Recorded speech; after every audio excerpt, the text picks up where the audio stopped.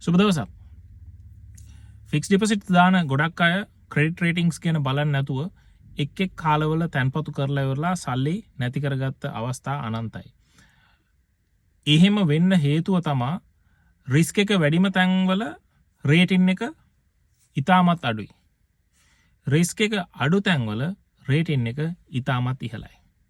ඉතින් අපි උදාහරණයක් විදිහට ලංකා බැංකුව, මහජන බැංකුව, ඉතිරි කිරීමේ බැංකුව, කමර්ෂල් බැංකුව, HNB, DFCC, සම්පාත් මේ වගේ බැංකු ගත්තොත් ඒ වගේම ඒ හා අනුබද්ධ මූල්‍ය සමාගම් තියෙනවා People's Leasing, ඊළඟට LB Finance, ඊළඟට HNB Finance, සියපත Finance, ඒ වගේ ආයතන ගත්තොත් මේ ආයතනවල ක්‍රෙඩිට් රේටින් එක ඉහළාගේක තියෙන. කියන්නේ කඩාවැටීමේ හැකිය තත්ත්වය ඉතාමත් අඩුයි.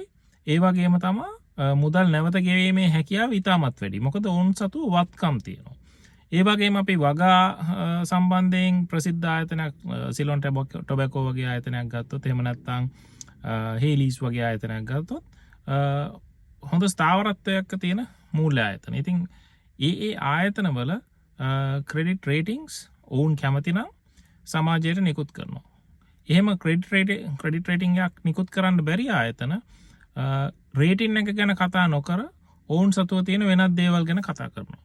ඉතින් තැන්පතුවක් දානකොට ෆික්ස් ඩිපොසිටර් කෙනෙක් නම් තමන් තැන්පත් කරන ආයතනය අවුරුදු 40ක්ද 60ක්ද 70ක්ද ලංකාවේ තිබ්බේ, අපේ ගෙදර කට්ටියත් මේ ආයතනයේ දැම්මේ, අපේ තාත්තත් මේ ආයතනයේ සල්ලි දැම්මේ කියලා සල්ලි දාන්න යන්න එපා. එහෙම වෙච්ච ආයතන කඩාවැටලා තියෙනවා. උදාහරණයක් The Finance, ETI, Idirisinghe investments කියලා කියන්නේ, ස්වර්ණමහල් ෆයිනෑන්ෂල් සර්විසස්, එහෙම කඩාවැටිච්ච ආයතන. හේතුව එක් පුද්ගලයන්ගේ නම හින්දා තමයි මිනිස්සු සල්ලි දැම්මේ. උදාහරණයක් විදියට ගෝල්ඩන් කී වගේ ආයතන ගත්තොත් ලලිත් කොතලාවල කියන පුද්ගලයාගේ නාමය ගැන දැනගෙන තමයි මිනිස්සු සල්ලි දැම්මේ ගොඩක් වෙලාවට. ඒ ආයතන වැටෙන්නේ නැහැ කියලා හිතලා. ඉතින් එතකොට ඒ ආයතනවල මූල්‍ය පරිපාලනය විනාශ වෙලා නම් තියෙන්නේ, මූල්‍ය අවභාවිතාවක් වෙනවා නම් ඒ ගැන දැනගන්න පුළුවන් එක ක්‍රමවේදයක් තමයි ඔවුන්ගේ ඇනුවල් රිපෝර්ට්ස් බලන එක. ඒ වගේම ඒ ආයතනයට මිනිස්සුන්ට බලාගන්න පුළුවන් ක්‍රෙඩිට් රේටින් එකක් තියෙනවා නම්, උදාහරණයක් ලංකාවේ LRA එහෙම නැත්නම් Fitch වගේ රේටින්ග්ස් ආයතන හරහා නිකුත් කරපු රේටින් එකක් තියෙනවා නම් ඒ රේටින් එක බලලා තීරණය අරගෙන ඔබේ තැන්පතුව කරන්න. වගා ආයතන ගත්තොත් ගොඩක් වෙලාවට උන්ට රේටින් එකක් නැහැ. මොකද උන් තාම පටන් ගත්ත අලුත, ඒ ආයතන තාම ගොඩනැගෙනින් පවතින්නේ. ඔවුන් සතුව තියෙන වත්කම් ප්‍රමාණය අඩුයි. ඉතින් ඔවුන් ගොඩක් වෙලාවට රේටින් ගැන කතා කරන්නේ නැහැ ඔබත් එක්ක. ඉතින් ඒ නිසා මේ ගැන දැනගෙන ආයෝජනය කරන්න.